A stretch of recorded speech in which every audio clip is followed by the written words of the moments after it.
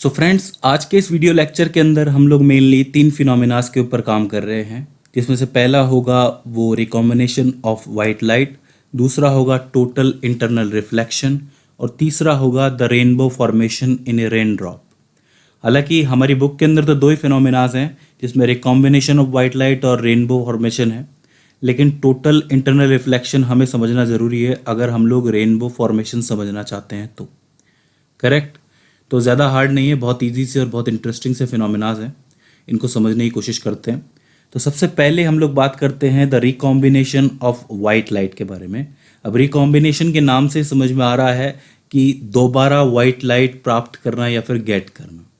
आपको याद होगा कि पिछले लेक्चर के अंदर हम लोगों ने देखा था कि कैसे कोई वाइट लाइट किसी प्रिज्म में से गुजरती है और फिर वो स्प्लिट हो जाती है 7 कलरों के अंदर और एक स्पेक्ट्रम बनाती है 7 कलरों।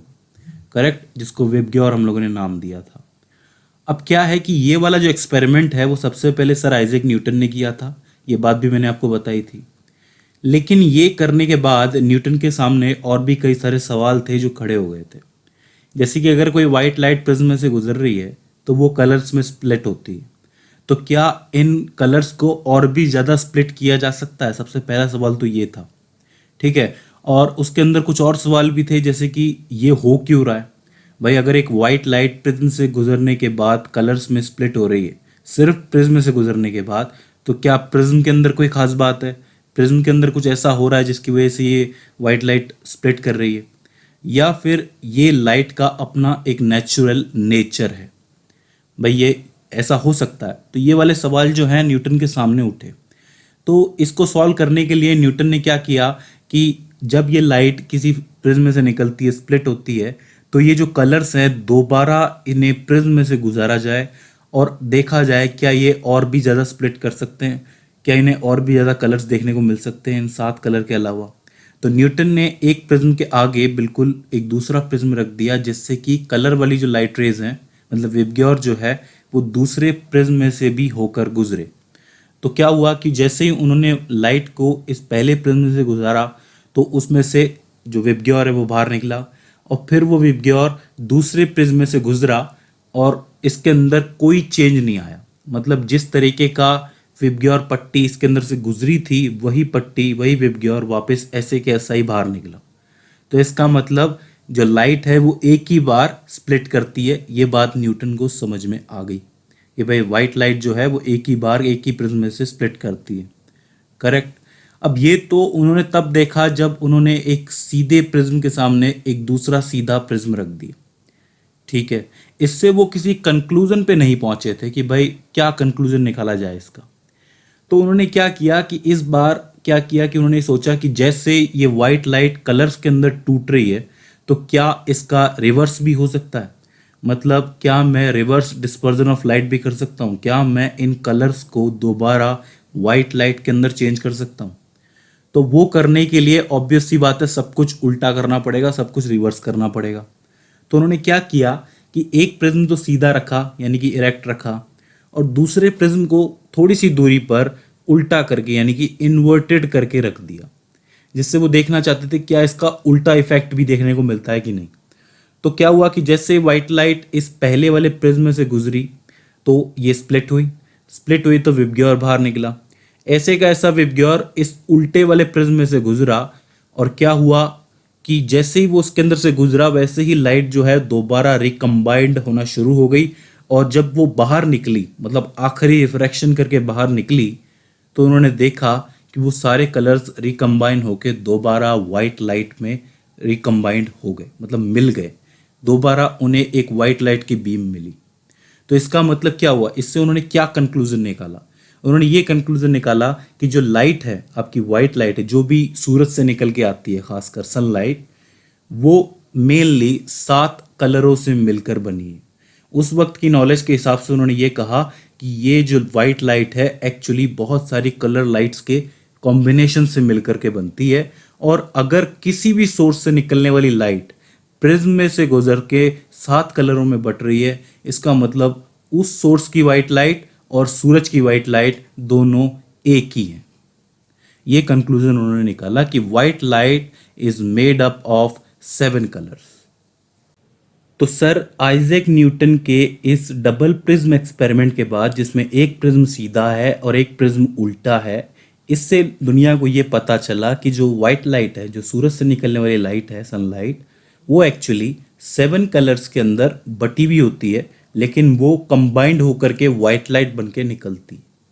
तो इस तरीके से रिकॉम्बिनेशन ऑफ लाइट का जो फिनोमिना है वो भी सर आइजैक न्यूटन ने दुनिया को दिया। पहले क्या था, पहले उन्होंने ये बताया कि लाइट जो है उसमें से 7 कलर स्प्लिट होते हैं, उसका एक स्पेक्ट्रम बनता है। उसके बाद उन्होंने ये बताया कि वाइट लाइट एक्चुअली बनती ही कलर से। ठीक है, तो ये हो जाता है पहला फिनोमिना आपका, रिकॉम्बिनेशन ऑफ वाइट लाइट। बात करते हैं हम लोग रेनबो फॉर्मेशन की, लेकिन रेनबो फॉर्मेशन को समझने से पहले आपका टोटल इंटरनल रिफ्लेक्शन को समझना बहुत ज़रूरी है। देखिए, इसके नाम के अंदर ही रिफ्लेक्शन आ रहा है। अभी तक हम लोग जो फिनोमेना पढ़ रहे थे वो रिफ्रैक्शन का था, रिफ्लेक्शन हम लोगों ने पहले पढ़ा था, अब दोबारा रिफ्लेक्शन हमें पढ़ना है। देखिए, रिफ्रैक्शन का फिनोमेना हमें एक बार फिर देखना पड़ेगा। आपको पता है कि जब एक मीडियम से दूसरे मीडियम में लाइट जाती है तो वो मीडियम के हिसाब से या तो नॉर्मल की तरफ झुकती है या नॉर्मल से दूर हटती है। तो उसी बिहाव पे हम क्या करेंगे कि एक मीडियम मानेंगे जो कि होगा रेयरर, दूसरा मीडियम हम लोग मानेंगे जो कि होगा डेंसर। ठीक है, इसके अंदर आप लोग देख सकते हैं कि जो आपकी दोनों के बीच की लाइन है, मतलब दोनों के बीच की जो बाउंड्री है, उसमें मैंने नॉर्मल खींचे हुए हैं। मान लीजिए कि कोई लाइट रे है जो कि आपकी डेंसर मीडियम से चलती हुई आ रही है। अब डेंसर से ये लाइट रे जो है रेयर के अंदर जाएगी, तो ऑब्वियस सी बात है कि जब ये रेयर में जा रही है तो ये नॉर्मल से दूर ही हटेगी। भाई, इसका पाथ जो है सीधा रहना चाहिए, लेकिन वो नॉर्मल से दूर हटेगी, क्योंकि रेयर के अंदर क्या है, पार्टिकल्स एक दूसरे के दूर दूर होते हैं। तो क्या होगा कि जैसे ये लाइट रे यहाँ पहुंचेगी तो इसके बाद ये नॉर्मल से दूर हट जाएगी। इस वक्त जो इसका एंगल है वो आई है इंसिडेंस का, और बाहर रिफ्रैक्शन का जो एंगल है वो आपका आर है। इसके बाद क्या होगा कि हम क्या करेंगे कि थोड़ा सा एंगल बढ़ा देंगे। तो थोड़ा सा एंगल बढ़ाने की वजह से जो आई बढ़ा है तो आर भी बढ़ जाएगा, यानी कि वो थोड़ा सा और हटके, जो आपका नॉर्मल है उससे थोड़ा सा और हटके बाहर निकलेगी। इस बार हम लोग क्या करेंगे कि एंगल को थोड़ा सा और बढ़ा देंगे, मतलब ज़्यादा कर देंगे थोड़ा और। तो आप देख सकते हैं कि जो रिफ्रैक्शन वाली लाइट रे है वो बहुत ज़्यादा ही दूर जा रही है नॉर्मल के। लेकिन इस बार हम लोग इसको एक ऐसे एंगल से भेजेंगे कि जैसे ही ये यहाँ पहुंचेगी तो ये बिल्कुल इस बाउंड्री की डायरेक्शन में जाएगी, यानी कि इसका मतलब इस रिफ्रैक्टेड लाइट रे और इस नॉर्मल के बीच में 90 डिग्री का एंगल बन गया। समझ रहे हैं? ये वाला जो एंगल है आई एंगल, जिससे हम लोगों ने इसको भेजा है, जिसकी वजह से जो रिफ्रैक्टेड लाइट रे है इसने 90 डिग्री का एंगल बनाया है, ये बहुत खास एंगल है। अब तक के एंगल्स में क्या हो रहा था कि जैसे जैसे आप लोग आई बढ़ा रहे थे तो आर भी बढ़ रहा था, लेकिन इस बार आपने इतना बढ़ा दिया आई को, एंगल ऑफ इंसिडेंस को, कि जो रिफ्रैक्टेड लाइट रे है आपकी वो इसके डायरेक्शन में निकल गई और उसने 90 डिग्री का एंगल बना लिया। तो ये जो एंगल है इसको आप लोग कहते हो क्रिटिकल एंगल, राइट? इसको क्रिटिकल एंगल कहा जाएगा। ठीक है, और इस एंगल के बाद अगर मान लीजिए कि इस एंगल से भी ज़्यादा मैंने एंगल की कोई इंसिडेंट रे भेजी, उसके बाद क्या होगा कि जैसे ये यहाँ पर आकर बाउंड्री पर टकराएगी, इस बार ये 90 डिग्री के एंगल में नहीं जाएगी, बाहर नहीं जाएगी, इस बार ये इसी डेंसर मीडियम में वापस लौट के आ जाएगी। तो इस बार इस लाइट रे के साथ क्या हुआ है, इसका रिफ्रैक्शन तो नहीं हुआ है, इसका अंदर ही अंदर इंटरनली रिफ्लेक्शन हो गया है, और इसको ही आप लोग कहते हो द टोटल इंटरनल रिफ्लेक्शन, जहां जो लाइट रे होती है वो आपकी इसी मीडियम के अंदर, जिस मीडियम से वो निकल रही है उसी मीडियम के अंदर रिफ्लेक्ट कर जाए। और ये कब होगा? जब आप लाइट रे को क्रिटिकल एंगल से ज्यादा एंगल लेके भेजोगे तब होगा। याद रखना, वो एंगल जिसके ऊपर रिफ्रैक्टेड लाइट रे 90 डिग्री का एंगल बनाए इस नॉर्मल के साथ, उसको आप क्रिटिकल एंगल कहते हो। और इस क्रिटिकल एंगल से ज़्यादा एंगल में कोई लाइट रे आप भेजते हो तो वो लाइट रे का टोटल इंटरनल रिफ्लेक्शन हो जाएगा, वो उसी मीडियम में रिफ्लेक्ट हो जाएगी। तो यहाँ पर भी यही हुआ। ये आपको फिनोमिना मैंने इसलिए बताया क्योंकि ये रेनबो फॉर्मेशन के अंदर बहुत ज़्यादा काम आता है। हालांकि ये आपको 11th-12th में जाके पढ़ने को मिलता है, बड़ी क्लासेस में जब आप फिजिक्स पढ़ोगे तब आपको ये टोटल इंटरनल रिफ्लेक्शन पढ़ने को मिलेगा, लेकिन यहाँ पर ये चीज़ थोड़ा सा समझ लेना ज़रूरी था। अब क्या है, ये समझ लिया आप लोगों ने दूसरा वाला। अब हम लोग बात करते हैं रेनबो फॉर्मेशन की। अब आपको ढंग से समझ में आएगा। देखिए, जब भी बरसात होती है यानी कि बारिश होती है, तो कुछ बूंदे बारिश की ऐसी होती हैं जो कि काफ़ी देर से नीचे आती हैं, मतलब वो आसमान में ही रहती हैं। ठीक है, काफ़ी देर तक हवा में रहती हैं।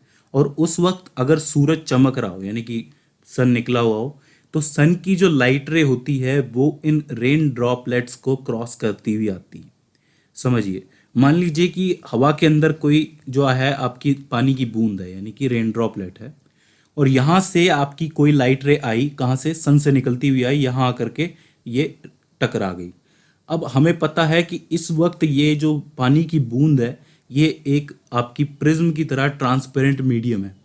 तो इस वक्त क्या होगा कि ये इसको जैसे यहाँ पे आकर के टकराएगी वैसे इसका रिफ्रैक्शन होगा, लेकिन ये रिफ्रैक्शन खास होगा। इसके अंदर क्या होगा कि जो लाइट रे है वो अपने 7 कलर्स के अंदर स्प्लिट हो जाएगी। करेक्ट, अंदर घुसते ही स्प्लिट हो जाएगी। तो ये लाइट रे जैसे ही अंदर घुसेगी इसका रिफ्रैक्शन होगा, मतलब ये डेंसर में जा रही है, एयर से डेंसर में जा रही है, तो ये झुकेगी और 7 कलर्स के अंदर टूट जाएगी। ठीक है साहब, यहाँ तक तो बात समझ में आती है कि भाई इस वक्त ये जो आपकी रेन ड्रॉप है ये प्रिज्म की तरह काम कर रही है। इसके बाद क्या होगा कि ये जो 7 कलर वाली लाइट रेज हैं, विबग्योर है, ये जाके इस रेन ड्रॉप की दूसरी वाली उससे टकराएंगे, दूसरी सरफेस से जाके टकराएंगे। ठीक है, अब ये जिस एंगल में जाकर के टकराए हैं इस वक्त, वो एंगल क्रिटिकल एंगल से ज्यादा है। समझिए, जैसे यहां पर हम लोगों ने क्रिटिकल एंगल देखा था ना कि क्रिटिकल एंगल से ज्यादा होगा तब टोटल इंटरनल रिफ्लेक्शन होगा। तो ये जो एंगल है नॉर्मल के हिसाब से, ये जो इंसिडेंट है, ये वाली जो लाइट रे आई है, ये क्रिटिकल एंगल से ज्यादा एंगल बनाती हुई आती है, और ये जब इस सरफेस पे, दूसरी वाली सरफेस पे टकराती है तो इसका टोटल इंटरनल रिफ्लेक्शन हो जाता है। और जैसे ही इसका टोटल इंटरनल रिफ्लेक्शन होता है तो ये दोबारा टकरा के इस तरफ निकलती है। अब ये इस तरफ आई है तो दोबारा आकर के ये इस वाली सरफेस से टकराएगी, और जब ये इस वाली सरफेस से टकराएगी तो अब क्या होगा, इसके साथ दोबारा रिफ्रैक्शन हो जाएगा। हमें पता है कि किसी प्रिज्म के अंदर 2 बार रिफ्रैक्शन होता है। पहली बार जब ये इसके अंदर घुसी थी, एंटर हुई थी, और दूसरी बार जब इससे बाहर निकलेगी। करेक्ट, इस बार ये जो आपकी 7 रंगों की जो वाइबग्योर है ये डेंसर से रेयर में जा रही है, तो इसका जब रिफ्रैक्शन होगा तो ये नॉर्मल से दूर हटती हुई कुछ इस डायरेक्शन में निकल जाएगी। ठीक है, और अगर आप नीचे खड़े हुए हो तो आप ऑब्जर्व करोगे कि आपको एक इंद्रधनुष यानी कि रेनबो बनता हुआ नजर आ रहा है।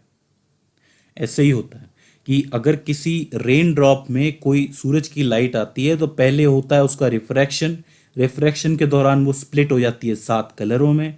उसके बाद होता है उसका टोटल इंटरनल रिफ्लेक्शन, जिससे कि वो टकरा के दोबारा उसी डायरेक्शन में जाती है। उसके बाद उसका दोबारा रिफ्रैक्शन होता है जिसकी वजह से वो रेन ड्रॉप से बाहर निकल जाती है। तो बेसिकली रेनबो फॉर्मेशन के अंदर 3 फिनोमिनाज होते हैं। पहला रिफ्रैक्शन, दूसरा टोटल इंटरनल रिफ्लेक्शन, तीसरा वापस रिफ्रैक्शन। तो इस तरीके से आपका रेनबो जो है वो फॉर्म होता है। करेक्ट, तो इसका मतलब ये जो आपको कुछ चीज़ें आपको यहाँ पे याद रखनी है। पहली चीज़ तो ये है कि जो रेन ड्रॉप होती है वो प्रिज्म की तरह एक्ट करती है। उसके बाद जो सनलाइट आती है वो आपकी सबसे पहले उसका होता है रिफ्रैक्शन, उसके बाद होता है उसका टोटल इंटरनल रिफ्लेक्शन, उसके बाद होता है उसका दोबारा रिफ्रैक्शन, और इस दौरान इस लाइट का डिस्पर्जन हो जाता है। डिस्पर्जन यानी कि 7 कलरों में लाइट स्प्लिट हो जाती है, और इस तरीके से आप लोग रेनबो बनता हुआ देखते हो। अब ये चीज़ ज़रूरी नहीं है कि आपको बारिश में ही नजर आए। अगर आप किसी वाटर फाउंटेन या फिर वाटरफॉल के पीछे भी जाके खड़े हो जाओगे तो सनलाइट सामने से आ रही है तो वो रेन ड्रॉप्स को क्रॉस करते हुए आएगी, क्रॉस करते हुए आएगी तो वो रेनबो बनाती हुई नजर आएगी। तो इस तरीके से आपको एक रेनबो यानी कि इंद्रधनुष बनता हुआ नजर आता है। ठीक है, ये बहुत नॉर्मल से फिनोमेना थे लेकिन बड़े इंटरेस्टिंग फिनोमेना हैं। अब मैं आपसे कहूँगा कि आप जाएं और अपनी बुक को एक बार रीड करें, क्योंकि बुक को देखना बहुत ज़रूरी है। उसकी लैंग्वेज अब आपको इजीली समझ में आ जाएगी। एक बार ये क्लियर हो जाएगा तो आप लोग आंसर भी दे पाओगे कि इसका आंसर आपको एग्जैक्टली कैसे देना है। ठीक है, सो फ्रेंड्स, आई होप आपको ये दोनों फिनोमेना समझ में आए होंगे। पहला है रिकॉम्बिनेशन ऑफ लाइट, दूसरा है रेनबो फॉर्मेशन इन ए रेन ड्रॉप। ठीक है। इसके अलावा हम लोगों ने टोटल इंटरनल रिफ्लेक्शन भी पढ़ा, वो ज़रूरी था इसको समझने के लिए। हालांकि इसकी ज़्यादा डिटेल्स जो है वो आपको बड़ी क्लासेस में मिलेगी।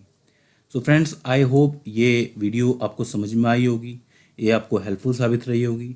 इसके बाद भी इस पूरे टॉपिक में कहीं आपको कोई कन्फ्यूज़न आता है, कोई क्वेश्चन आता है, कोई क्वेरी आती है, या फिर हमसे कोई गलती हो जाती है, तो आप हमें कमेंट सेक्शन के ज़रिए बता सकते हैं। सो फ्रेंड्स, आज के इस वीडियो लेक्चर में बस इतना ही। सी यू इन द नेक्स्ट।